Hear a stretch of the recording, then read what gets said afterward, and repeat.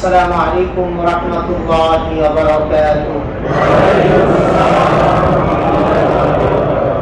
الحمد لله رب العالمين. الحمد لله الذي هدانا لهذا وما كنا لنهتدي لولا أن هدانا الله. الحمد لله الذي فضلنا على كثير من عباده المؤمنين. الحمد لله على كل حال. يا رب لك الحمد كما ينبغي لجلال وجهك ولعظيم سلطانك. ربنا لك الحمد حمدا كثيرا طيبا مباركا فيه. اللهم لك الحمد ولك الشكر لا نحصي ثناء عليك كما أثنيت على نفسك. أما بعد فقد قال الله سبحانه وتعالى في كلامه المجيد والفرقان الحميد. أعوذ بالله من الشيطان الرجيم. بسم الله الرحمن الرحيم. يا أيها الذين آمنوا اجتنبوا كثيرا من الظن إن بعض الظن إثم ولا تجسسوا ولا يغتب بعضكم بعضا أيحب أحدكم أن يأكل لحم أخيه ميتا فكرهتموه واتقوا الله إن الله تواب رحيم. آمنت بالله صدق الله مولانا العظيم وصدق رسوله النبي الكريم ونحن على ذلك لمن الشاهدين والشاكرين والحمد لله رب العالمين. اللهم صل على محمد وعلى آل محمد كما صليت على إبراهيم وعلى آل إبراهيم إنك حميد مجيد. اللهم بارك على محمد وعلى آل محمد كما باركت على إبراهيم وعلى آل إبراهيم إنك حميد مجيد. আলহামদুলিল্লাহ, সকল প্রশংসা সে মহান রব্বুল আলামিনের জন্য, যিনি আমাদেরকে পৃথিবীর শ্রেষ্ঠ মাখলুক তথা বনি আদম হিসেবে সৃজন করেছেন। যে রব, সে মহান রবের আলিশান দরবারে কালিমার শুকর আদায় করি আলহামদুলিল্লাহ। মুহতারাম হাজরিন, আমরা ধারাবাহিকভাবে আলোচনা করে আসছিলাম সূরাতুল হুজুরাত নিয়ে। আমরা আলোচনা রেখেছিলাম সূরাতুল হুজুরাতের 12 নম্বর আলোচনা আয়াতে, সূরাতুল হুজুরাতের 12 নম্বর আয়াতে কারিমার কিছু অংশ আমরা আলোচনা করেছিলাম। গত জুমায় আমরা আমাদের চলাফেরা করতে আমাদের যে সমস্ত ইসলামিক কথাবার্তা আছে এই বিষয়গুলো নিয়ে আমরা গত জুমায় আলোচনা করেছিলাম, যার কারণে আমরা গত জুমায় সূরাতুল হুজুরাতের 12 নম্বর আয়াতের বাকি অংশগুলো আলোচনা করতে পারি নাই। ইনশাআল্লাহ আমার তৌফিক ইল্লা বিল্লাহ আজকে আলোচনা করার চেষ্টা করব। আল্লাহ তাআলা তৌফিক দান করুন। আমিন। আমরা গত জুমায় যে বিষয়ে আলোচনা করেছিলাম এই বিষয়গুলো কি আমাদের আমলে আসছে কিনা, এক সপ্তাহের মধ্যে আমাদের আমলে আসতেছে কিনা? ভাই আসতেছে তো, কিছু কিছু করে তো আসতেছে নাকি? যদি কিছুই না আসে তাহলে তো আপনি মারাত্মক রোগী, আর যদি কিছু কিছু আসে বুঝতে হবে যে আপনার রোগ স্বাভাবিক। আর যদি মাশাআল্লাহ আপনি অনেক বেশি বলেন তাহলে আপনি একেবারে ইমানের আমলের হালতের দিক থেকে আপনি সুস্থ সবল। ইমানি এবং আমলের হালতে আপনি সুস্থ সবল। আর যার ঈমান আর আমলের মধ্যে বাধাগ্রস্ত হয়, বুঝতে হবে তার ঈমান আমলের দিক থেকে সে অসুস্থ। এই অসুস্থতা ঈমান এবং আমলের দিক থেকে একদম সাধারণ অসুস্থ আর একদম মারাত্মক অসুস্থ। যারা ঈমান ও আমলের দিক থেকে মিডিয়াম পর্যায়ের ঈমান ও আমলই, তারা হচ্ছে সাধারণ অসুস্থ। আর যারা ঈমান ও আমলের দিক থেকে একেবারেই আমলের দিক থেকে কমজোর, তারা হচ্ছে মারাত্মক অসুস্থ। এখন আপনি সিদ্ধান্ত, আপনার ব্যাপারটা আপনি ভালো বুঝবেন যে আসলে আমরা কে কোন পর্যায়ের অসুস্থ, মারাত্মক অসুস্থ না সাধারণ অসুস্থ।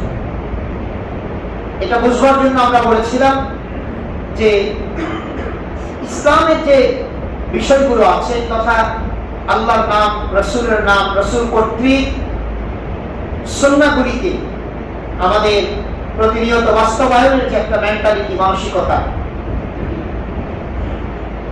এক আল্লাহর ওলি এক বুজুর্গ বলতেন যে শরিয়ত কো তবিয়ত বানা লো, শরিয়ত কো তবিয়ত বানা লো, শরিয়তকে তবিয়ত বানায় নাও, অর্থাৎ শরিয়তকে স্বভাব বানিয়ে নাও। শরিয়তকে কি বানিয়ে নিবে?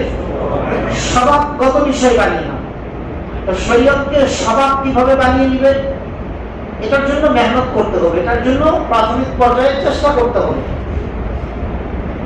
তো চেষ্টা করতে করতে এক পর্যায়ে গিয়ে শরিয়ত তবিয়ত হয়ে যাবে, শরিয়ত স্বভাবজাত বিষয় হয়ে যাবে।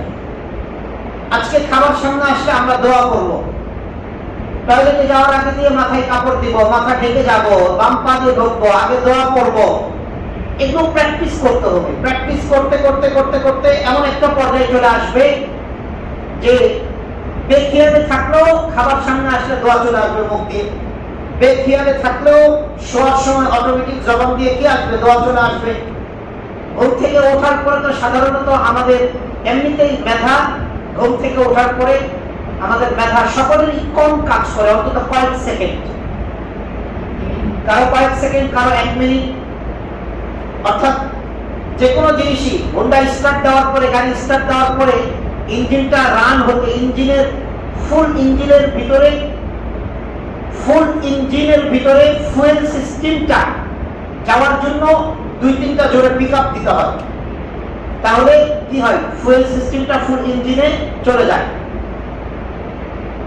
তো ঘুম থেকে জাগ্রত হওয়ার পরে স্বাভাবিকভাবে আমাদের কলকব্জাগুলো সব সাধারণ সবগুলো হ্যাঙ্গিং হয়ে থাকে।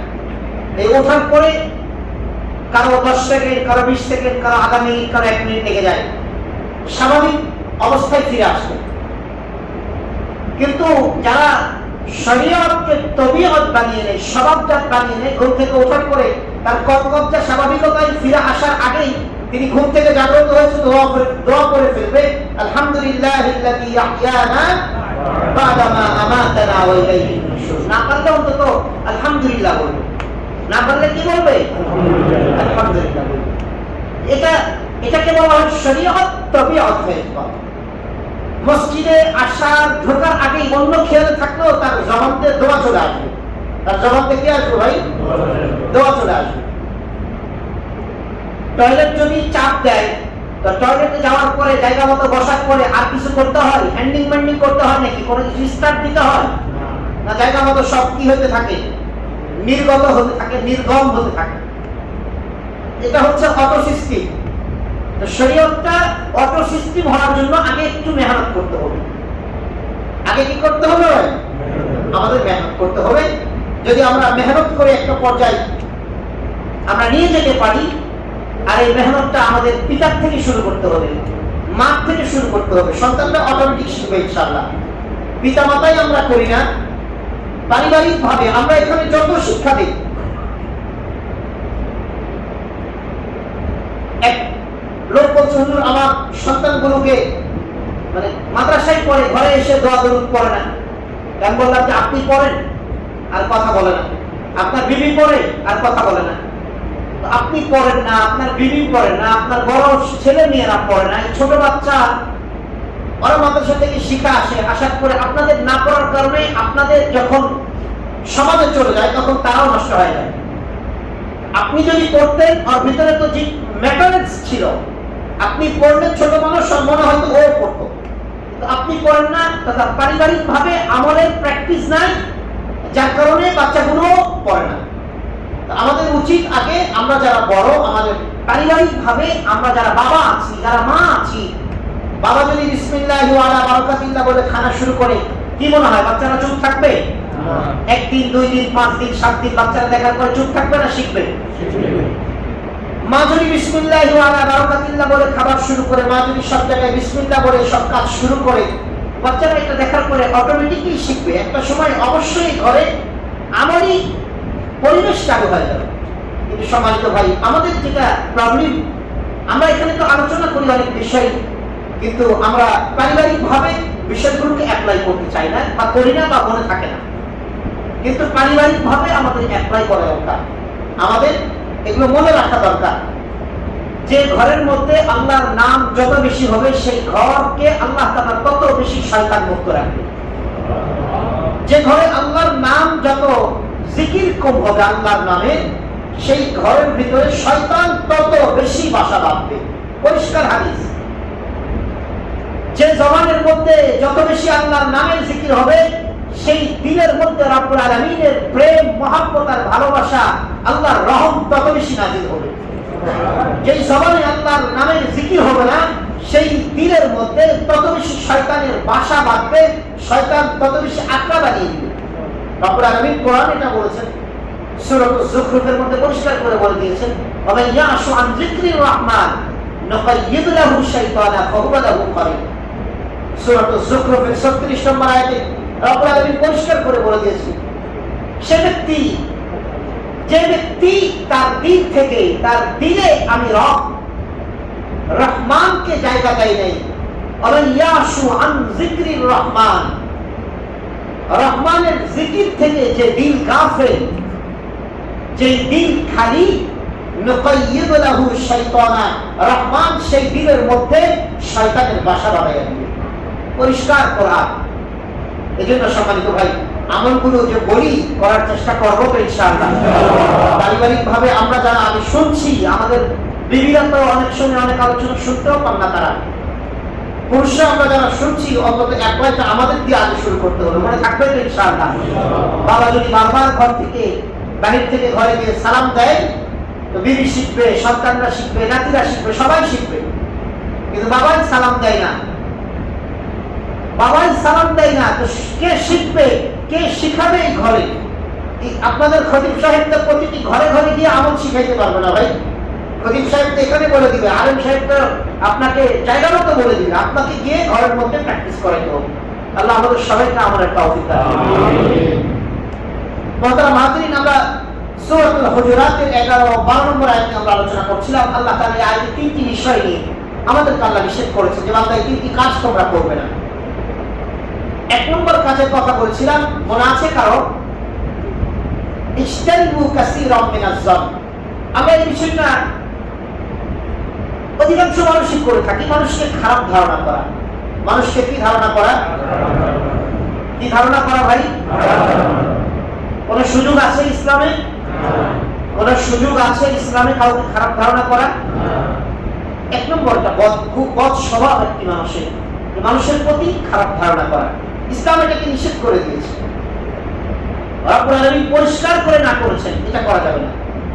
কারণ একজন মানুষের প্রতি খারাপ ধারণা থেকেই তার প্রতি খারাপ আচরণ সৃষ্টি হয়ে যায়।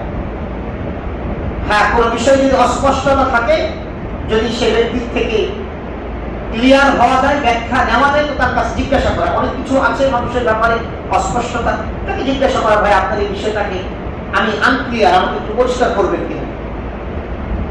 দেখা যাবে যেটা আমার কাছে খারাপ মনে হচ্ছে, অস্পষ্ট মনে হচ্ছে, আসলে লোকটা তিনি যেটা করছেন তার কাছে বিষয়টা ক্লিয়ার, তার কাছে স্পষ্ট, তার কাছে দলিল আছে। এই জন্য এটা আমাদের খেয়াল রাখা।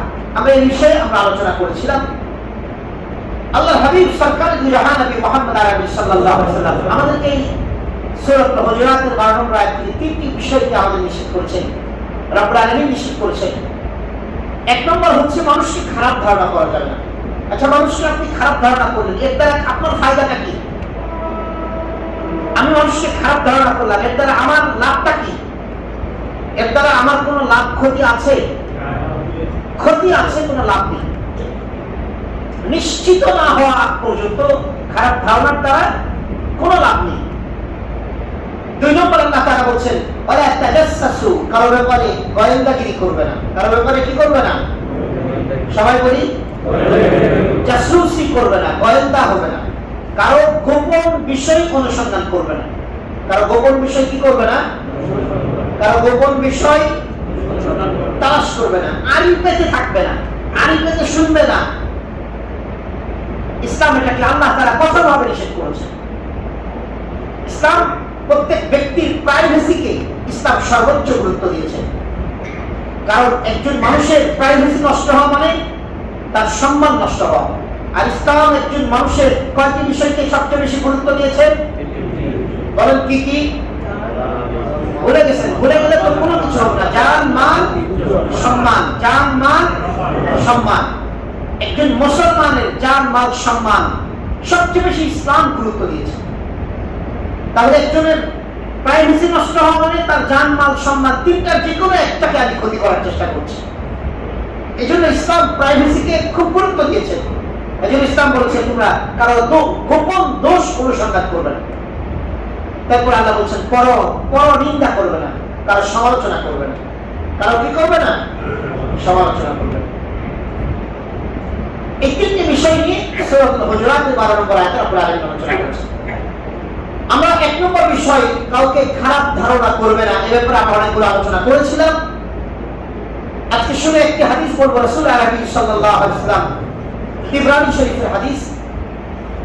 আল্লাহর হাবিব সাল্লাল্লাহু আলাইহি ওয়াসাল্লাম বলেছেন আমার উম্মত তিনটি বিষয় থেকে বাঁচতে পারবে না। তিনটি বিষয় তাদের ভিতরে আসবেই।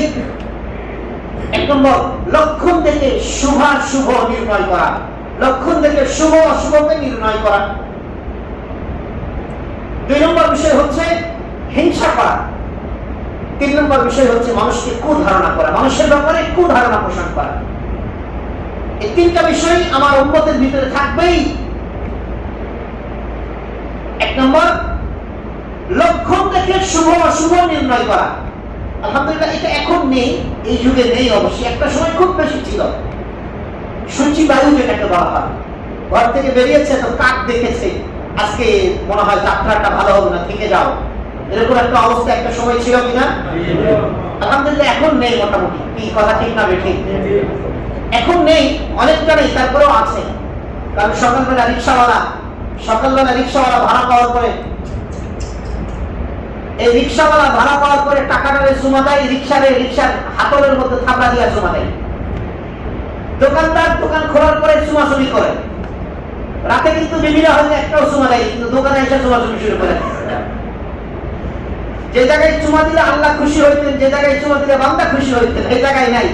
ইট পাথর আর লোহা করে চুমা দেয়। এক রিক্সাওয়ালা ভাড়া দিলাম তো চুমাইতেছে। আমি বললাম আরে বাবা রে, মানুষের কালো মুসি বেতর সুইপার, কেউ প্রস্রাব পায়খানা করে, কেউ টয়লেট নাই, টাকার মতো আপনি চুমাইতেছেন। তখন বলে হুজুর এটা প্রথম বনি করলাম তো এই জন্য চুমাই। আমি বললাম জবান দিয়ে বলেন আলহামদুলিল্লাহ। কি বলবো আমরা? আল্লাহ নিয়ামত পাওয়ার পরে কি বলবো? চুমাচুমি করবো না, আলহামদুলিল্লাহ বলবো। যখন আপনি বলবেন আলহামদুলিল্লাহ, আল্লাহ খুশি হয়ে যাবে। আল্লাহ আপনাকে আর নিয়ামত বাড়াবে। চুমাচুমি করলে নিয়ামত আসে নাকি? টাকার মধ্যে, নোংরা জিনিসটার মধ্যে চুমাইতেছে না। এক সময় ছিল দোকানদার সকালবেলা দোকান খুলেছে, আল্লাহর বান্দা মাস শেষের দিনে টাকা নাই গিয়ে বলতে ভাই আমার আধা কেজি ডাল দেন। গুণি করি নাই, এই সময় ডাল দেওয়া যাবে না, সারাদিন বাকি বিক্রি করতে হবে। এরকম হাদিস কোরআনে আছে কিছু? কথা বলে না, আছে কিছু? লক্ষণ দেখে শুভ অশুভকে নির্ণয় করা, ইসলাম এটাকে নিষেধ করে দিয়েছে। হাঁচি দিলে, ওষুধ খেয়ে পড়ে গেলে বলে যে হয়তো মেহমান আসবে বাসায়, তাড়াতাড়ি দরজা লাগায় রাখলেও না আসলে ভালো বাজার ইত্যাদি। এরকম ভাবে লক্ষণ দেখে মানুষ কিছু কথা বলে, এগুলো আসলে এগুলোর কোন অস্তিত্ব ইসলামে নাই, ইসলাম সাপোর্ট করে না। তো আল্লাহ হাবিব সাল্লাল্লাহু আলাইহি ওয়াসাল্লাম তিনটি বিষয় বলার পরে তিনি বললেন আমার উম্মত লক্ষণ থেকে শুভ অশুভ নির্ণয় করবে, পরস্পর পরস্পরকে হিংসা করবে। নাম্বার 3, মানুষকে কুধারণা করবে। সাহাবী বললেন, ইয়া রাসূলুল্লাহ, 3টা বিষয় আপনি বলছেন উম্মতের ভিতরে থাকবেই, তো উম্মত বাঁচার জন্য কি আমল করতে পারে? আল্লাহ হাবিব সরকারে দু জাহান নবী মুহাম্মদ আরবি সাল্লাল্লাহু আলাইহি ওয়াসাল্লাম বললেন, যখন তোমার ভিতরে কারো ব্যাপারে হিংসা আসবে, কারো ব্যাপারে ঈর্ষা জাগ্রত হয়ে যাবে, তখন তুমি আল্লাহ তাআলার কাছে দিলের মধ্যে হিংসা আসার কারণে রব্বুল আলামিনের কাছে তুমি দোয়া করবে, তোমার ভিতরে যেন কোনো হিংসা না আসে কারো ব্যাপারে তোমার ভিতরে যেন পরশ্রী কাতরতা তৈরি না হয়। আছে না নাই? পরশ্রী কাতরতা কাকে বলে জানেন? পরশ্রী কাতরতা সাধু বাংলা। অন্যের ভালোটা দেখলে কলিজা জ্বলে, এটার বাংলা কি? খাস বাংলা কি? অন্যের ভালোটা দেখলে নিজের কি কলিজা জ্বলে। বিশেষত রক্তের কারো ভালো দেখলে কলিজা বেশি জ্বলে। এ উঠতে যাইতেছে, আমি উঠতে পারতাছি না, এরপর আমার উঠতেছে, বড় লোক হইতেছে, আমি পারতাছি না। এটারে কি বলা হয় সাধু বাংলায়? পরশ্রী কাতরতা। অন্যের ভালোটা দেখলে কলিজা জ্বলে। ইসলাম এটাকে হারাম করেছে। কেন তোমার কলিজা জ্বলে? আল্লাহ তার তকদিরে লিখে রেখেছে, তার আসবে। তোমার তকদিরে লেখা নাই, তুমি সবর করো, তুমি এই সবরের বিনিময়ে আল্লাহর কাছে কি পাবে? বিনিময় পাবে। আল্লাহ তাআলা বান্দা আল্লাহর হাবিব সরকার দু জাহান নবী মুহাম্মদ আরবি সাল্লাল্লাহু আলাইহি ওয়াসাল্লাম বললেন, হিংসা করবে না পরস্পর। যদি দিলের মধ্যে অন্যের ব্যাপারে হিংসা বাসা বাঁধে, তাহলে আল্লাহর কাছে দোয়া করবে, রব্বুল আলামিন যেন তোমার দিল থেকে অন্যের জন্য হিংসাকে দূর করে দেয়। এবং কুধারণা করবে না কারো ব্যাপারে। কুধারণা যদি আসে, এটা থেকে বাদ দিবে। প্রতিটি মানুষের ব্যাপারে তুমি ভালো ধারণা করবে। প্রতিটি মানুষের ব্যাপারে তুমি ভালো ধারণা করবে। তবে মনে রেখো, যে ব্যক্তি খারাপ, সে ব্যক্তি কেবল মানুষকে খারাপ ধারণা বেশি করতে পারে। কথা ঠিক না? ঠিক। আমরা গল্প সবাই জানি, বয়ান দিতে দিলে কেউ কম পারে না। মোটামুটি 1 ঘন্টা ওয়াজ সবাই পারে। ওই যে চোর বেটা সারা রাত চুরি করে ডিউটি করে আইসা গোসল করে ঘুমাবে, আর তাহাজ্জুদ গুজার আল্লাহর বান্দা পুকুরের ঘাটে এসেছে, গোসল করে গিয়ে তাহাজ্জুদ পড়বে। ঘটনাটা মনে আছে না আপনাদের? তো চোর এক পারে, পুকুরের এক পার, তাহাজ্জুদ গুজার আল্লাহর ওলি আরেক পারে। তো তাহাজ্জুদ গুজার চোরকে দেখে চিন্তা করছে, হায় হায় আল্লাহ, এই আল্লাহর বান্দা তো আমার চেয়ে বড় আল্লাহর ওলি, আমার মহল্লাতে আমার চেয়ে বড় আল্লাহর ওলি। আল্লাহ তোমার দরবারে আছে, কেননা আল্লাহর বান্দাকে দেখেছি আমার আগে পুকুরের ঘাটলাতে এসে ওযু করছে, আমার আগে আসছে সে। হায় সুবহানাল্লাহ, আমার আগে তাহাজ্জুদের জন্য উঠে যায়। এদিকে চোর চিন্তা করছে, হায় হায়, বদমাইশ তো আমার চেয়ে বড় খারাপ। আমি তো আধা ঘন্টা আগে এসে পুকুরের ঘাটে আসছি, এ তো আরো আধা ঘন্টা বেশি চুরি করে আসছে। তো মানুষের ব্যাপারে খারাপ ধারণা তাদের বেশি আছে যারা খারাপ বেশি। তো কারো ব্যাপারে খারাপ ধারণা বেশি আসছে মানে আপনি ইস্তেগফার করুন, আহা আমি কি খারাপ হয়ে যাচ্ছি, মানুষের ব্যাপারে আমার এত খারাপ কুচিন্তা আসে কেন?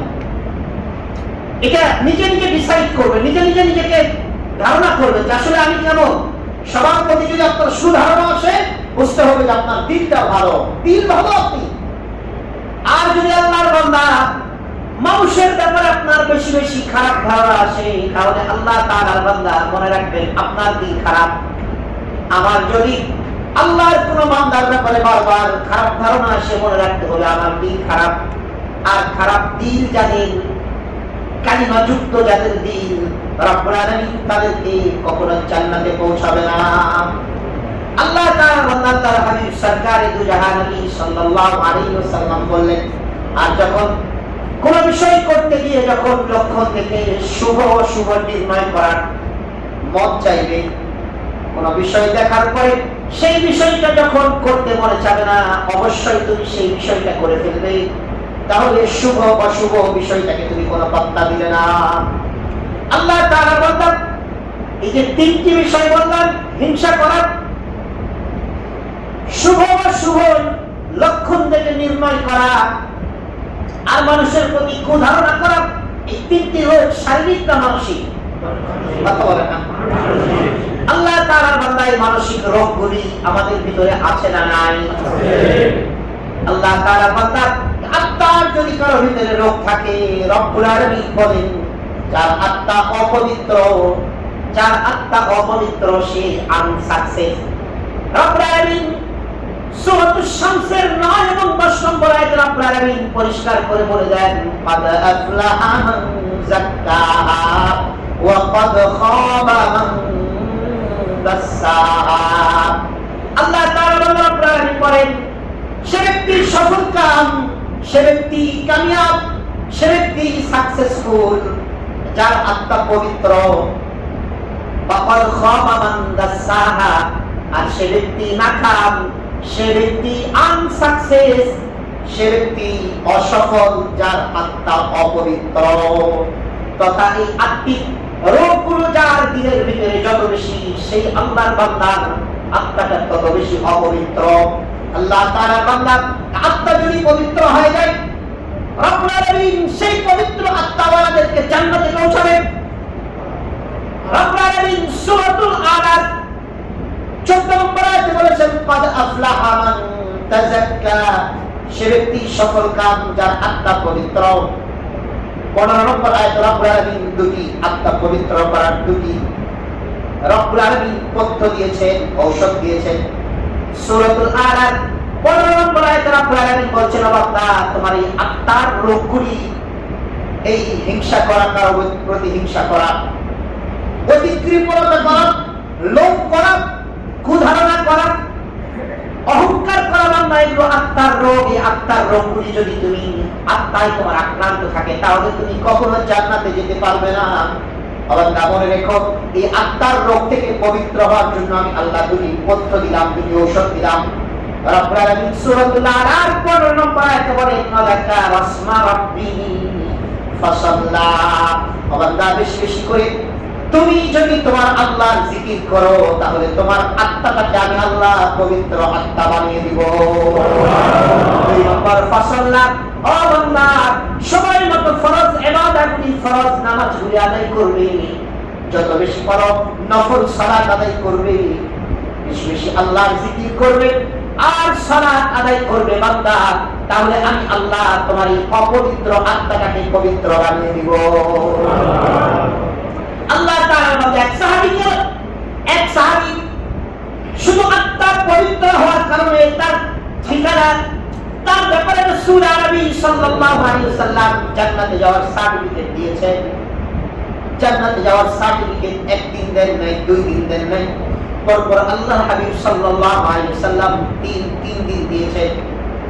আল্লাহ তাআলা বললেন আল্লাহর হাবিব সরকার দু জাহান নবী মুহাম্মদ আরবি সাল্লাল্লাহু আলাইহি ওয়াসাল্লাম মসজিদে নববীতে বসা সাহাবায়ে কেরামের সাথে কথা বলছেন। হঠাৎ করে আল্লাহর হাবিব সাল্লাল্লাহু আলাইহি ওয়াসাল্লাম বললেন এখন যে সাহাবীটি আসবে রাসূল কিন্তু দেখেন নাই, কিন্তু বলছেন এই মুহূর্তে এই মসজিদের গেট দিয়ে যে সাহাবীটি প্রবেশ করবে তিনি জান্নাতি।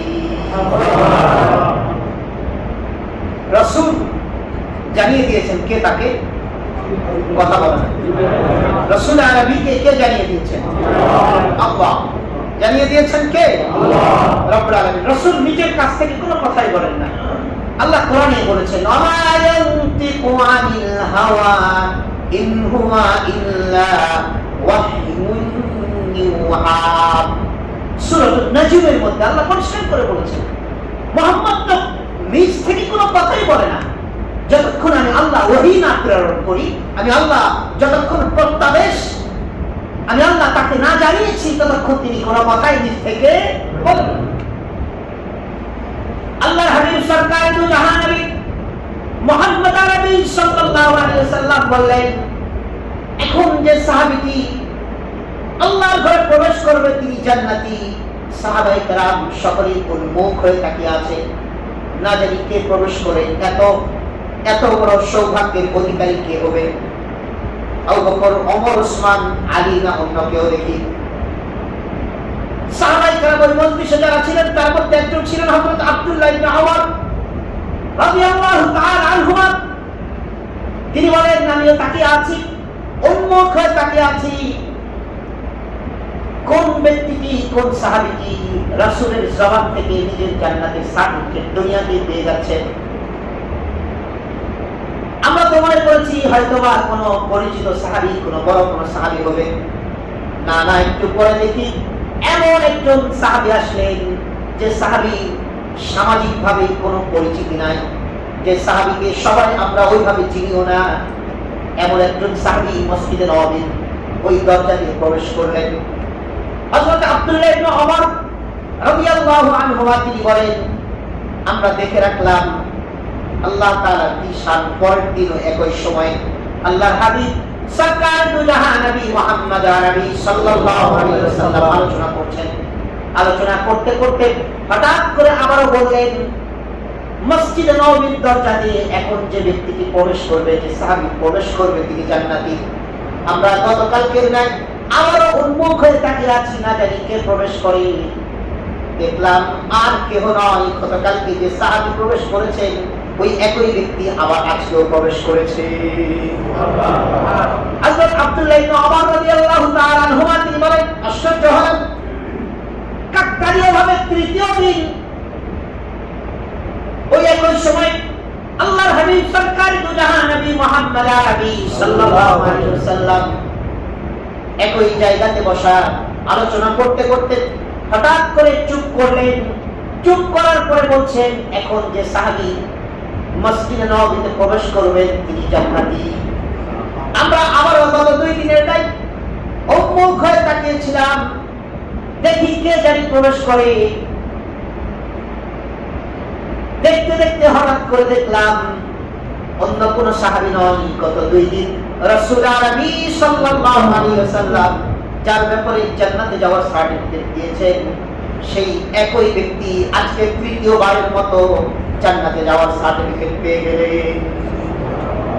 আমরা অ্যাস্টনিশড হয়ে গেলাম, আশ্চর্যান্বিত হলাম। সুবহানাল্লাহ। আব্দুল্লাহ ইবনে ওমর রাদিয়াল্লাহু তাআলা আনহু তিনি বলেন, চিন্তা করলাম না জানি এই সাহাবী এমন কোন আহামরি আমল আছে কিনা যে আমলটি আমার জানা দরকার, যে আমলটি আমাদের জানা দরকার, যে আমলটির ওসিলায়, যে আমলটির বিনিময়ে আল্লাহর হাবিব স্বয়ং তাকে জান্নাতের সার্টিফিকেট দিচ্ছেন। বরং একদিন নয়, একবার নয়, 2 বার নয়, 3 বার নয়, বরং 2 বার নয়, 3 বার, 3 দিনের 3 বার রাসূল আরবি তাকে জান্নাতি হওয়ার সার্টিফিকেট দিলেন। না জানি এমন কি আমল তার আছে। অবশ্যই আমার জানতে হবে, সেই আমলটি আমাকেও করতে হবে যেন রাসূল আরবি সার্টিফিকেটটা আমিও পেয়ে যাই। সাহাবায়ে কেরামের আমলের প্রতি স্পিড ছিল এমন, আমলের কথা শুনলে তারা এক সাহাবীর কাছে, একজন সাহাবী আর একজনের কাছে একটা আমল আছে সেটা নেওয়ার জন্য চলে যেতেন। আর আমাদের স্পিড আমলের প্রতি নাই, আমাদের স্পিড হচ্ছে 5G স্পিড। 5G গতি সেটা হচ্ছে দুনিয়ার গতি। কে 2 পয়সা বেশি কামায়, একটা হালাল হোক আরাম হোক, ডাস্টবিন থেকে আসুক আর সেটা মনে করেন জাহান্নামে যাওয়ার পথের থেকে আসুক, যেখান থেকে আসুক, টাকা সেটা ইভালি হোক, অরেঞ্জ হোক, আর শেয়ার মার্কেট হোক, আর হারাম হোক আর হালাল হোক, যেখান থেকে হোক, চুরি ধাওয়ানি বাটপারি চিটারি গজবপথ যেখান থেকে আসুক, আমার কামানির দরকার। কিন্তু তার এই টাকা ইনকাম যে তাকে জাহান্নামে নিচ্ছে কোন হিসাব নেই মুসলমান, কোন খবর নেই মুসলমান। একদিন মাসালাও জিজ্ঞাসা করে না, হারাম ভাবে ইনকাম করছে তো করছে, লাগামহীন ভাবে করছে তো করছে। আমরা আবার হালালের কথা বললে, হারামের বিরুদ্ধে বললে আবার পিছনে গিয়ে আপনার হুজুর খালি তো ফতোয়া পাইছে। আল্লাহ আপনাকে হেদায়েত দান করুন। দুনিয়া যত ফালাফালি করেন, দুনিয়া ফিক্সড, যা লেখা আছে তাই আসবে। কিন্তু দুনিয়ার জন্য বেশি ফালাফালি করার কারণে, হারাম এবং অবৈধ পথে যাওয়ার কারণে জাহান্নামটা লাফেন করে নিচ্ছে নিজেদের জন্য। আসবে না, যা লেখা আছে তাই আসবে, বাড়তি একটুও দেওয়া হবে না। আল্লাহ কোরআনে বলেছেন, সূরা শূরা 20 নম্বর আয়াত আল্লাহ পরিষ্কার করে বলে দিয়েছেন, মান কানা ইউরিদু হারসাল আখিরাতি নাজিদ লাহু ফি হারফি ওয়া মান কানা ইউরিদু হারসাদ দুনিয়া নুতিহি মিনহা ওয়া মা লাহু ফিল আখিরাতি মিন নাসীব। রব্বুল আলামিন বলেন, যে ব্যক্তি আখিরাতের ফসল বাড়াইতে চায়, আমি আল্লাহ তার আখিরাতের ফসলকে বৃদ্ধি করে দিব। আর যে ব্যক্তি দুনিয়া চাই, শুধু দুনিয়া চাই, দুনিয়া চাই, দুনিয়া চাই, আমি আল্লাহ তাকে দুনিয়া ততটুকুই দিব যতটুকু তার কপালে লিখে রেখে, আমি আল্লাহ যতটুকু তার কপালে দুনিয়া লিখে রেখে দিয়েছি। আমান কানা ইউরিদু হারসাদ দুনিয়া নুতিহি মিনহা, যদি কেউ শুধু দুনিয়া দুনিয়া দুনিয়া চাই, আমি আল্লাহ দুনিয়া তাকে কতটুকু দিব? বান্দা, যতটুকু তোর জন্মের 50,000 বছর আগে লিখে রেখেছি বান্দা, কলম তৈরি করার পরে আমি আল্লাহ তোর তাকদীর লিখে রেখেছি। কলম তৈরি করার পরে তোর তাকদীর লিখে রেখেছি বান্দা। দুনিয়াতে কতটুকু খাবি, কয় গ্লাস পানি পান করবি, কি কি পাবি, কি কিসের মালিক হবি। অতএব বান্দা, দুনিয়াতে যাওয়ার পরে যদি শুধু দুনিয়া দুনিয়া দুনিয়া দুনিয়ার পিছনে ছুটিস, আর দুনিয়া দুনিয়া সব কিছুর মুখ্য উদ্দেশ্য তোর যদি বান্দা শুধু দুনিয়া কেন্দ্রিক হয়, তাহলে দুনিয়া বাড়তি দিব না, যতটুকু তকদিরে আছে ততটুকুই দিব। কিন্তু বান্দা, তুই তো তোর ক্ষতি করে ফেললি বারবার দুনিয়া চাওয়ার কারণে। ও বান্দা, আখিরাতে আমি আল্লাহ তোর পাওনাটা শূন্য করে রেখে দিলাম। আমাহু ফিল আখিরাতি মিন নাসীব, পরকালে লণ্ঠনাঠন কিছুই পাবা না। আমরা বলেছি বারবার, হালাল পন্থায় স্বাভাবিক গতিতে চেষ্টা করেন, 5G আর 4G স্পিডে বড়লোক হতে যাবেন না। বাংলাদেশের মাটি, এই দেশের সমাজ সবকিছু নষ্ট নষ্ট। এই দেশে যারা আপনাকে নগদ দিতে চাচ্ছে অনেক কিছু, মনে রাখবেন একদিন সবকিছু নিয়ে পালাবে তারা। স্বাভাবিক গতিতে হালাল পন্থায় চেষ্টা করুন। আমরা বলছি না ঘরে বসে থাকবেন, ঘরে বসে থাকা সুন্নাহ নয়, রাসূলের অভ্যাস ছিল না। ঘরে বসে থাকাটা সুন্নাহ নয়, স্বাভাবিক গতিতে মেহনত করে আল্লাহর উপরে ভরসা করে চালিয়ে যাওয়া, এটা হচ্ছে সুন্নাহ। মনে থাকবে তো ইনশাআল্লাহ? হারাম পথে যায় না, দুনিয়াও পাবেন না, আখিরাতও পাবেন না। হালাল পথে থাকুন, চেষ্টা করুন, আল্লাহ বরকত দিয়ে দিবেন ইনশাআল্লাহ। খারাপ উপরে ধনী হতে যায় না।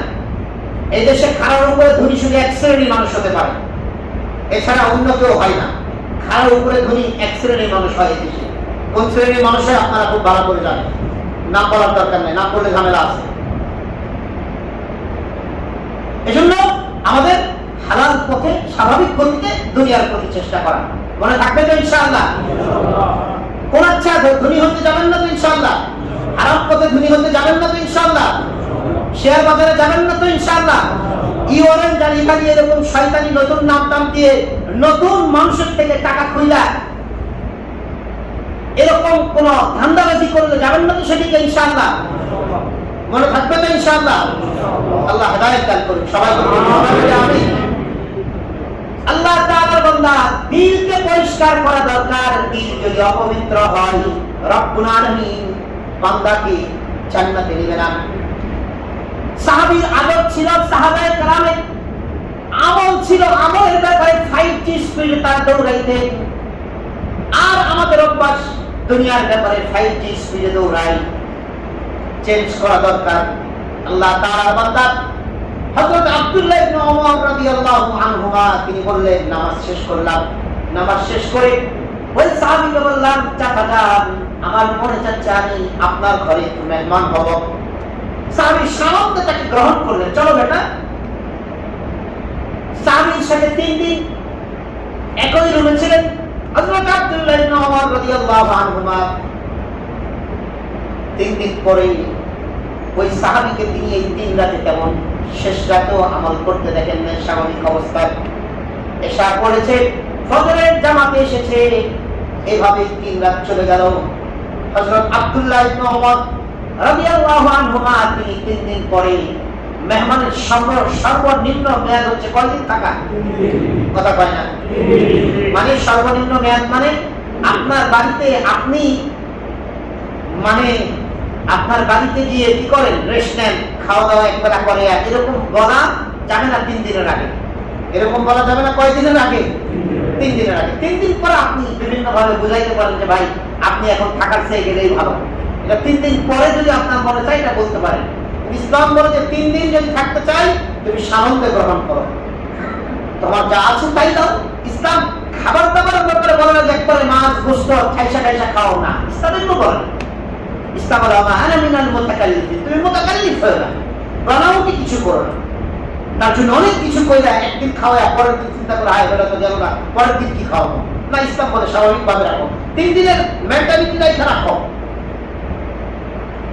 সাহাবী 3 দিন থাকলেন, তারপরে বললেন আল্লাহ রাসূলের সাহাবী আমি চলে যাচ্ছি, বিদায় বেলায় একটি কথা জিজ্ঞাসা করব। বলুন আল্লাহর নবীর সাহাবী, আপনি হয়তো জানেন না বিগত পরপর 3 দিন আমি আপনার এখানে আসার আগে 3 দিন আল্লাহর হাবিব সাল্লাল্লাহু আলাইহি সাল্লাম মসজিদে নববীতে বসে আমাদের সাথে আলোচনা করছিলেন। পরপর 3 দিন আপনাকে না দেখে বলেছেন এখন যে ব্যক্তিটি মসজিদে নববীতে প্রবেশ করবে তিনি জান্নাতি। পরপর 3 দিন এই কথা বলেছেন। এই কথা বলার পরে 3 দিনই আপনি প্রবেশ করেছেন। আল্লাহর নবীর সাহাবী, আপনার ভিতরে এমন কি আমল আছে যে আমলটা আমি এই 3 দিন আসলে আমি দেখার জন্যই আপনার কাছে এসেছিলাম, কিন্তু আমি স্বাভাবিক কোনো আমল ছাড়া, আমরা যে আমলগুলি করি এমন স্বাভাবিক আমল ছাড়া অন্য কোনো নতুন কোনো আমল, বিশেষ কোনো আমল আমি আপনার কাছে দেখলাম না। আল্লাহর নবীর সাহাবী বললেন, হে আল্লাহর নবীর সাহাবী শুনুন, আসলেই আমি একজন সাধারণ মানুষ, আমার তেমন বিশেষ কোনো আমল নাই। আপনি যা যা যা করতে দেখেছেন এগুলোই হচ্ছে আমার আমল। হযরত আব্দুল্লাহ ইবনে ওমর রাদিয়াল্লাহু তাআলা আনহু তিনি ওই সাহাবীর কাছ থেকে বিদায় নিয়ে সালাম দিয়ে চলে আসতেছিলেন। পিছন থেকে ওই জান্নাতের খুশ খবর পাওয়ার সাহাবী তিনি পিছন থেকে ডাক দিলেন, ও আল্লাহর নবীর সাহাবীগণ, আমার একটা বিশেষ আমলের কথা মনে হয়েছে। সেই বিশেষ আমলটি হচ্ছে আমি যখন ঘুমোতে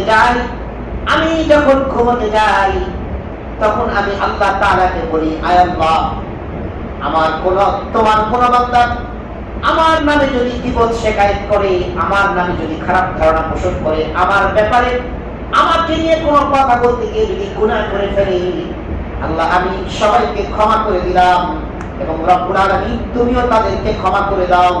এবং আল্লাহ তোমার কোন বান্দার ব্যাপারে আমার দিলে লালিত কোনো হিংসা বিদ্বেষ কোনো কিছু নাই। আল্লাহর নবী সাহাবী, এটাই হয়তো আমার আমল। হযরত আব্দুল্লাহ ইবনে ওমর রাদিয়াল্লাহু তাআলা বললেন, অবশ্যই এটা অনেক বড় আমল। আল্লাহ তাআলার বান্দাদের ব্যাপারে দিলকে সবসময় পাক সাফ রাখা, আল্লাহর বান্দাদের ব্যাপারে ভালো ধারণা করা। মনে থাকবে তো ইনশাআল্লাহ? মনে থাকবে তো ইনশাআল্লাহ? কোনো আগে বলতে পারবো না যে আল্লাহ অনেক সময় আমাকে নিয়ে মানুষ গীবত করে শিকায়ত করেছে, তো আমার কারণে তো সে গুনাহগার হয়েছে। সর্বশেষ আমাকে নিয়ে গীবত করার কারণে তো আমার জন্য তো সে গুনাহগার হয়েছে, আমি মাফ করে দেই না। পারা যাবে না ইনশাআল্লাহ? আল্লাহকে বলবো, আল্লাহ কোনো বান্দার ব্যাপারে আমার কোনো বিদ্বেষ নেই, আমার কোনো হিংসা নেই। আল্লাহ তোমার বান্দাদেরকে তুমি সবাইকে মাফ করে দাও। যারা আমার গীবত দিয়েছে, যারা আমাকে নিয়ে নিন্দা করেছে, যারা আমাকে খারাপ করেছে, যারা আমাকে নিয়ে কুধারণা করেছে, হিংসা করেছে, রব আমি সবাইকে ক্ষমা করে দিলাম। রব তুমিও সবাইকে ক্ষমা করে দাও। পারা যাবে না ইনশাআল্লাহ? আল্লাহ তৌফিক দান করুন। সবাই বলি আমিন। আল্লাহ তাআলার বান্দা 2 নম্বর রব্বুল আলামিন ওয়ালা তাজাসসু, 1 নম্বর রব্বুল আলামিন বলেছেন কুধারণা করবে না, বান্দাদেরকে নিয়ে মুমিনদেরকে নিয়ে কুধারণা করবে না। 2 নম্বর বলেছেন ওয়ালা তাজাসসু, আর তোমরা কারো গোপন দোষ অনুসন্ধান করবে না, গোপন বিষয় কি করবে না, কারো গোপন বিষয় কি করবে না, অনুসন্ধান করবে না। তিরমিজির হাদিস, আল্লাহর হাবিব সরকার দু জাহান নবী মুহাম্মদ আরবি সাল্লাল্লাহু আলাইহি সাল্লাম বলেছেন, যদি তোমার ঘরে কেউ উকি দেয় তোমার জন্য হালাল হয়ে যায়, তার চোখ দুটোকে বের করে ফেলা, খুলনা দিয়ে তার চোখ বের করে দিন। বেয়াদব, মানুষের প্রাইভেসিকে নষ্ট করছো। মানুষের প্রাইভেসি নষ্ট করার অধিকার তোমাকে দিয়ে দিয়েছে। এই বুঝতেছেন, কথা বুঝতেছেন? কত বড় রাসূল কথা বলেছেন, যে রাসূল সাম্যতার কথা বলে, মানবিকতার কথা বলে, ভালোবাসার কথা বলে। সে রাসূল বলছেন তোমার জান্নাতে আরেকটি মুখি দিয়ে দেখছে, তোমার প্রাইভেসি নষ্ট করছে, তোমার জন্য হালাল বৈধ এটা, তার চোখে তুমি খুঁটা দিয়ে তার চোখ বের করে দিবে। কথাটা বুঝাইতে পেরেছি? কথাটা বুঝাইতে পেরেছি?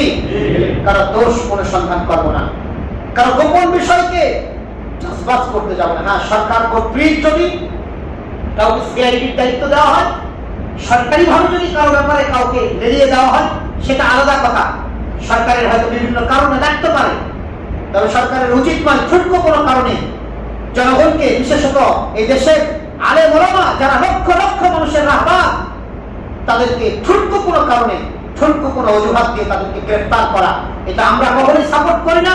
সরকার যদি বারবার জনগণের উপর জুলুম করতে থাকে, বিশেষত এই দেশের লক্ষ লক্ষ নয় কোটি কোটি মানুষ যে সমস্ত ওলামায়ে কেরামকে নিজেদের মাথার মুকুট মনে করে, নিজেদের রাহবার মনে করে, সেই সমস্ত ওলামায়ে কেরামকে যেন অন্তত সরকার ছোট্ট কোনো অজুহাতে না গ্রেফতার করে, এটা আমরা সরকারকে দেশের নাগরিক হিসাবে আমরা বিনীত অনুরোধ বলছিলাম। এই সপ্তাহে আমরা দেখেছি একজন আমাদের আহলে হাদিস ভাই, তিনি আমাদের হানাফি মাযহাবের না, তিনি আমাদের দেশে আহলে হাদিস, তিনি মুফতি কাজী ইব্রাহিম সাহেব, ওনাকে ঠুনকু কিছু অজুহাতে গ্রেফতার করা হয়েছে। দুঃখ লাগে, একটু কষ্ট লাগে। উনি একে উল্টাপাল্টা বলছে। আরে ভাই, এই দেশে তো উল্টাপাল্টা বক্তব্যওয়ালা মন্ত্রীও কত আছে, কত ছিল। এক মন্ত্রী কইছে না যে এই বিল্ডিং রানা প্লাজা ধাক্কাধাক্কি করতে গিয়া ভেঙে ফেলছে, কথা কয় না?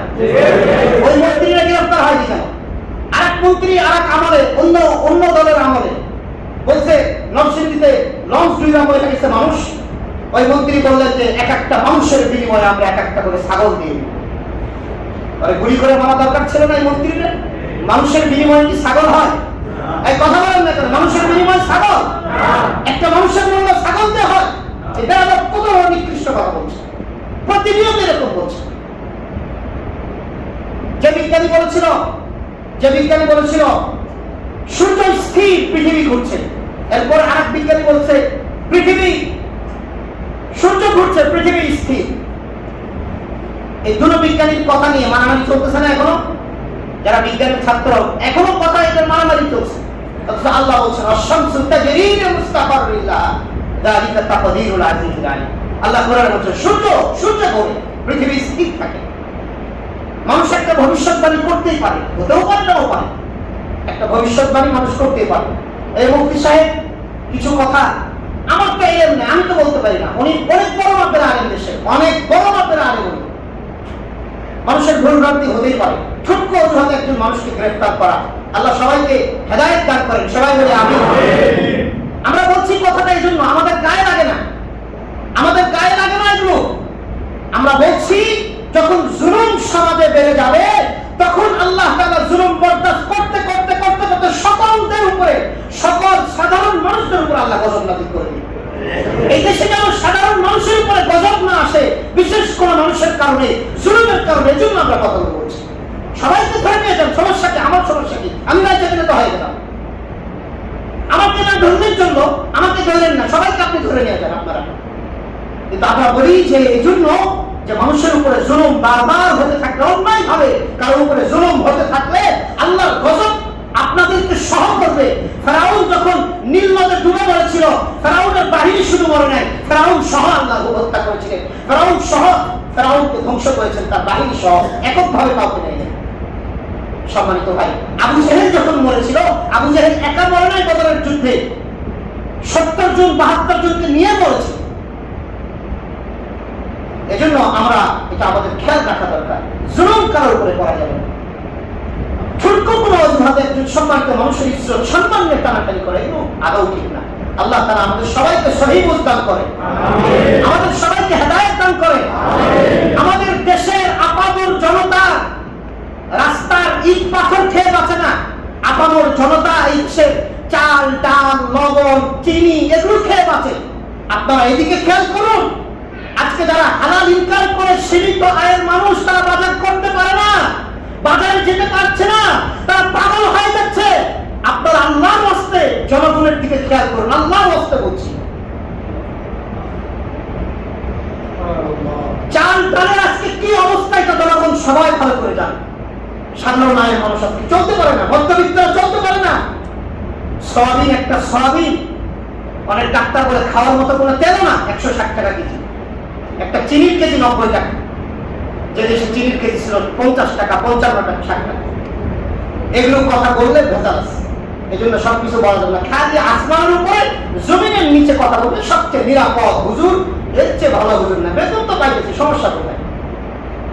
কিন্তু আল্লাহর কাছে এই চেয়ারে বসার কারণে আল্লাহর কাছে গ্রেফতার। তো আল্লাহর কাছে গ্রেফতার হওয়া, আল্লাহর কাছে গ্রেফতার হতে পারবো না, ওখানে মাপ পাওয়ার কোনো সুযোগ নেই। এখানে যদি গ্রেফতার করেন তো করেন, আপনাদেরও গ্রেফতার হবে, আপনারাও গ্রেফতার হবেন, আল্লাহ আপনাদেরকে ধরবেন। কিন্তু আল্লাহ যদি ধরেন তখন আল্লাহ কাউকে ছাড়বেন। আমরা এটা বলছি এজন্য যে জুলুম আল্লাহ কখনোই বরদাস্ত করে না। ওয়ালা তাহসাবান্নাল্লাহা গাফিলান আম্মা ইয়ামালুজ জালিমুন, সূরা ইব্রাহিমের মধ্যে বলেছেন, আল্লাহ বলেছেন তোমাদের আল্লাহ বেখবর নন জালিমদের ব্যাপারে। ওয়াসায়াহলামুল লাযীনা যালামু আইয়া মুনকালাবিন ইয়ানকালিবুন, আল্লাহ বলেছেন যে ও বান্দা, জালেমরা শীঘ্রই জানতে পারবে যে জালেমরা কোথায় যাবে। সম্মানিত ভাই, এজন্য আমরা অনুরোধ করব, এই দেশের মানুষ আজকে খাদ্যদ্রব্যে রাস্তাঘাট উন্নয়ন হচ্ছে, দেশের অনেক কিছু উন্নয়ন হচ্ছে, কিন্তু আমরা কেউ রাস্তাঘাটে গিয়ে এক রাত থাকবো না, রাস্তাঘাটের ইট পাথর উঠিয়ে আমরা দুবেলা আহারও করবো না। আহার করতে আমাদের চাল লাগবে, ডাল লাগবে, গম লাগবে, আটা লাগবে, এগুলোই লাগবে। আর এগুলোর দ্রব্যমূল্য আকাশ ছোঁয়া চলে গিয়েছে, জমিনে আর পাওয়া যাচ্ছে না, আকাশে চলে গেছে। এক ফার্মের মুরগির ডিম 80 টাকা, সেটা এখন 120 টাকা। হিসাব আছে? আপনাদের হিসাব আছে নাকি? আমরা ভাই সীমিত আয়ের মানুষ, কিনতে গেলে খুব জলে, খুব লাগে, টাকাটা বের করতে খুব কষ্ট হয়। এজন্য আমি বলছি, হয়তো আপনারা এখানে অনেক বড় লোক আছেন, সেটা আলাদা কথা, কিন্তু আমরা যারা খেটে খাওয়া মানুষ, আমরা যারা পথের মানুষ, আমরা যারা নিম্ন মধ্যবিত্ত, আমাদের কষ্ট হয়। আল্লাহ আমাদের সবাইকে সহি বুঝ দান করেন। সবাই বলছিলাম ওরা তাজাসসু, আল্লাহ বলেছেন কারো ব্যাপারে অন্যায় ভাবে কারো দোষ কারো দোষ অন্বেষণ করবে না। আব্দুল্লাহ ইবনে মাসউদের কাছে একজন ব্যক্তি আসলেন, এসে বলেন যে আল্লাহর নবীর সাহাবী এই ব্যক্তি একটা ব্যক্তিকে ধরে নিয়ে এসেছে, ওই ব্যক্তিকে ধরে নিয়ে এসে বলছে, দেখুন আল্লাহর নবীর সাহাবী, এই লোকটি দাড়ি থেকে মদের ফোঁটা পড়ছে। আব্দুল্লাহ ইবনে মাসউদ, আমরা আগে আলোচনা করেছিলাম, আল্লাহ রাসূলুল্লাহ সাল্লাল্লাহু আলাইহি ওয়াসাল্লামের সমস্ত ইলম 6 জন সাহাবীর মাঝে আল্লাহ বন্টন করেছেন। এই 6 জনের মধ্যে আবার 2 জনের মাঝে, ওই 4 জনের ইলম আবার 2 জনের মাঝে দিয়েছেন। সেই 2 জনের মধ্যে একজনের নাম আব্দুল্লাহ ইবনে মাসউদ রাদিয়াল্লাহু তাআলা। ইলমের দিক থেকে ইলমের জাহাজ ছিলেন তিনি, ফকিহুল উম্মাহ যাকে বলা হয়। আব্দুল্লাহ ইবনে মাসউদ ওই ব্যক্তিকে বললেন, দেখো আমাদের রাসূল বলেছেন কারো গোপন দোষ অনুসন্ধান করতে নিষেধ করেছেন। একজনের দাড়ি দিয়ে মদের ফোঁটা পড়ছে, তুমি কেন তাকে ধরে নিয়ে এসছো? কেন তার দোষ গোপন, কেন তার দোষ অন্বেষণ করতে গিয়েছো? আমরা যদি দেখি ডাইরেক্ট কেউ মদ খাচ্ছে, এটা দেখতে পাই, তাহলে তাকে ধরে আমরা শাস্তির আওতায় নিয়ে আসবো। কেউ অন্যায়, কেউ গোপন ভাবে যদি অন্যায় করে, তাকে আমরা তার গোপন দোষ তালাশ করতে আমাদেরকে রাসূল নিষেধ করে দিয়েছে। সম্মানিত ভাই, আজকে অনেক সময় হয়ে গিয়েছে, আমরা ইনশাআল্লাহ ধারাবাহিকভাবে আলোচনা করছি, আলোচনা করার চেষ্টা করব, কিন্তু আমরা বারবার কিছু আলোচনা করি, জাতীয় পর্যায়ে কিছু আলোচনা করি, জাতীয় পর্যায়ে যে পর্যায়ে আলোচনাগুলোই করি, কিন্তু আমি বলি যে আমার জন্য, আমি বলি আপনাদের জন্য, যেন আমাদের এখান থেকে কোনো জালেম বের না হয়, যেন আমরা কাউকে যারা পরিমাণ কোনো মানুষকে কষ্ট না দিই। আমরা আগেও আলোচনা করেছিলাম, রব্বুল আলামিন বেঈমান কাফের, নিরেট কাফের হওয়ার কারণে, নিরেট মুশরিক হওয়ার কারণে, নিরেট ইমানদার কিন্তু আল্লাহর ইবাদত না করার কারণে কোন জাতিকে আল্লাহ ধ্বংস করেন নাই। কিন্তু আল্লাহ তাআলা যতগুলো জাতিকে ধ্বংস করেছেন, সবগুলো জাতির ইতিহাস হচ্ছে, যে জাতি দুর্বলদের উপরে জুলুম শুরু করে দেয়, বারবার জুলুম করতে থাকে, আল্লাহ আর বরদাস্ত না করে ওই সমস্ত জাতিকে আল্লাহ ধ্বংস করে। তাই কথা বুঝাইতে পেরেছি? মানুষের উপরে মানুষের জুলুম, এটা আল্লাহ বরদাস্ত করতে পারেন না। আল্লাহ যদি একটু ইবাদত কম করে, একটু ঈমান একটু দুর্বল হয়, আল্লাহ ছাড় দিয়ে দেন, যা আমার বান্দাই তো কতটুকু পারবে, আমি আল্লাহ আমার সামনে তোর ঈমান আমার নীতিতে আমার রবের নীতি, রবের যে মাপ যন্ত্র আছে, সেই মাপ যন্ত্রতে আমরা ঈমান রাখতে পারবো? সেই মাপ যন্ত্রতে আমল করতে পারবো? সম্ভব নয়। এই জন্য আল্লাহ কই যা ছাড় দিলাম, কিন্তু আমার বান্দা আর একটা বান্দাকে কি কষ্ট দিচ্ছে? আমি অনেক আদর করে আমার বান্দাদেরকে বানাইছি, অনেক মায়া করে বান্দারে বানাইছি। হাদিসে নিষেধ আসছে একটা প্রাণীকে কষ্ট দিতে, সেখানে একজন মানুষকে কিভাবে কষ্ট দেয়। এই জুলুমগুলো আমাদের বন্ধ হওয়া উচিত, এবং আমি যেন এমন কোনো কাজ না করি যার কারণে আমার অন্য একজন ভাই কষ্ট পায়, জুলুম পায়, তিনি মর্মাহত হন। হয়তো তিনি আমাকে কিছু বলতে পারেন না আমার অর্থবিত্তের কারণে, আমার ক্ষমতার কারণে, কিন্তু এই জুলুমের প্রতিশোধ আল্লাহ নিবেই, এতে কোনো সন্দেহ নেই। সম্মানিত ভাই, আসুন আমরা সূরাতুল হুজুরাতের 12 নম্বর আয়াত থেকে আমাদের শিক্ষা, আমরা কাউকে খারাপ ধারণা করবো না, এবং কারো গোপন দোষ অন্বেষণে আমরা লিপ্ত হব না। আল্লাহ নবী পরিশেষে একটা হাদিস বলে শেষ করছি। রাসূল আরবি বলেছেন, যদি তুমি তোমার পেশাকে এটাই বানিয়ে নাও, কারো দোষ, শুধু মানুষের দোষ অনুসন্ধানই রেখে দাও, রাসূল দুটা কথা বলছেন। একটা হচ্ছে ওই দোষ তোমার ভিতরে না দেওয়া পর্যন্ত আল্লাহ তোমার মৃত্যু দিবে না। নাউজুবিল্লাহ বলুন। পরীক্ষা করবেন। কতগুলো মানুষের সারাদিন গীবত শেখায়, সারাদিন গীবত, হে এটা করছে। উনি মনে হয় একেবারে গঙ্গার জলে ধোয়া তুলসী পাতা, ওনার জীবনে কোনো কালিমা নেই, অথচ ওনার জীবনে কত যে দোষ, উনি যে কত আকার না, ওনার ফেরেশতারা ওনার ব্যাপারে খুব ভালো জানার, মিস্টার ইংলিশ খুব ভালো জানেন। আপনি যদি বারবার মানুষের দোষ ধরতেই থাকেন, আল্লাহ রাসূল বলেছেন ওই দোষটা তোমার ভিতরে আল্লাহ না দেওয়া পর্যন্ত তোমার মৃত্যুই দিবে না। সাহস থাকলে ধরতে থাকেন। এখন যদি নিজের উপরে নিজেকে ভালোবাসেন, চুপ থাকেন, মাথা নিচু করে রাখেন, চোখ বন্ধ করে রাখেন। কে কি করলো আল্লাহ আমাকে জিজ্ঞাসা করবে না, সে কি করেছে আল্লাহ আমাকে জিজ্ঞাসা করবে না। একের পাপ অন্যের ঘাড়ে চাপানো হবে না, তোমার ব্যাপারে তোমাকে জিজ্ঞাসা করা হবে। অতএব তুমি কতটুকু আমল করছো? রাসূল বলেছেন, 1 নম্বর, যদি ওই দোষটা তোমার ঘাড়ে না চাপানো পর্যন্ত আল্লাহ তোমার মৃত্যু দিবে না।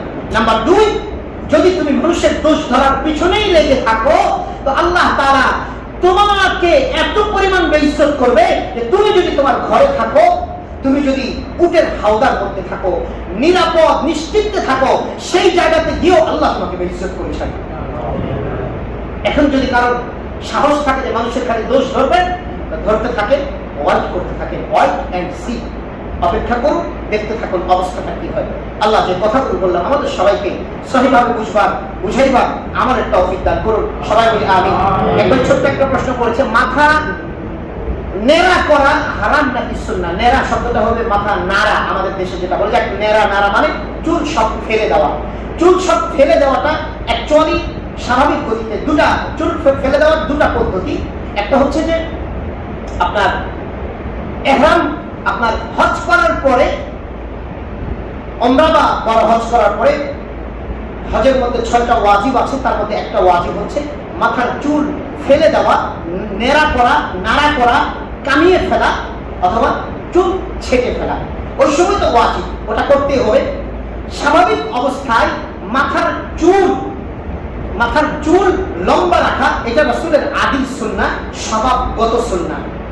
মাথার চুল, তালেবানদের মাথার চুল দেখেন না? কথা হয় না?